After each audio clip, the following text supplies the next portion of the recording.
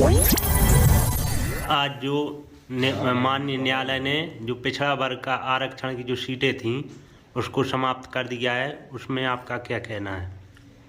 ये आरक्षण जो है, ये जानते हैं कि पिछड़े वर्ग को आरक्षण संवैधानिक प्रावधानों के आधार पर पहले सरकारी नौकरियों में और पढ़ाई में आरक्षण मिलता था।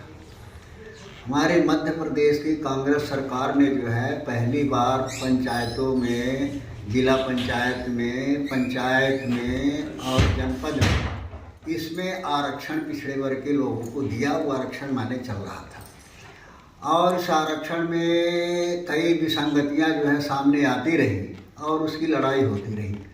लेकिन ये जो चुनाव माने पंचायत का चुनाव आया, इसमें जो माने फैसला आया है, ये फैसला निश्चित रूप से दुर्भाग्यपूर्ण है और फैसला भी ऐसा है कि तरह तरह की उसमें चर्चाएं हैं। जो बुद्धिजीवी हैं, जो पढ़े लिखे हैं, वो भी अलग अलग तरीके से सोच रहे हैं कि इस फैसले का मतलब क्या है। क्योंकि जो माने अभी बाहर निर्देश आया है उसमें आया कि सुप्रीम कोर्ट ने हाई कोर्ट में भी फटकार लगाई है, सरकार को भी फटकार लगाई है कि माने संवैधानिक प्रावधानों के आधार पर चुनाव कराया जाए। सरकार से कोर्ट कहती है कि माने हमको आंकड़े दिए जाएं कि किस आधार पर आरक्षण दिया है। ये तो सरकार की कमी है, सरकार को आंकड़े प्रस्तुत करना चाहिए। भाई ओबीसी के माने ये आंकड़े हैं, इसके आधार पर आरक्षण दिया गया है। तो सरकार द्वारा वो आंकड़े कोर्ट में प्रस्तुत न करना, उसके तथ्यात्मक जानकारी न देना, ये सरकार की कमी है, सरकार की नीयत पर सवाल खड़ा करता है। ये माने सरकार को देना चाहिए।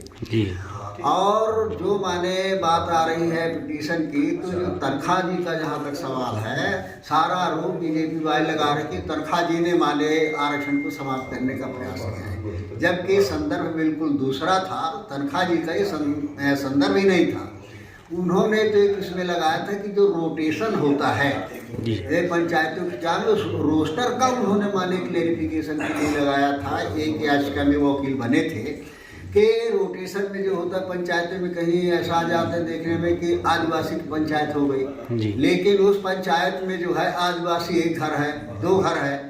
तो उस मुद्दे को टिंगल लेकर के माने उन्होंने उसकी पैरवी की थी कि माने रोटेशन के बारे में माने गलत है, सही होना चाहिए। क्योंकि पिछले उसमें ये सरकार ने कमलनाथ जी के शासनकाल में जो आरक्षण की प्रक्रिया पूरी हुई पंचायतों के चुनाव को लेकर के और अधूरी रह गई, उसके बाद माने पंचायत का चुनाव स्थगित हो गया।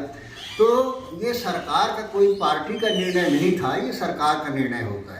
और सरकार की जो भी कायदे कानून, चाहे चुनाव आयोग के माध्यम से हो, सरकार के माध्यम से हो, वो सरकारी माना जाता है और जो प्रक्रिया पूरी होती है उससे दूसरी प्रक्रिया प्रारंभ की जाती है। लेकिन ये पहली बार देखा कि भारतीय जनता पार्टी की सरकार ने वो नियम कायदे जो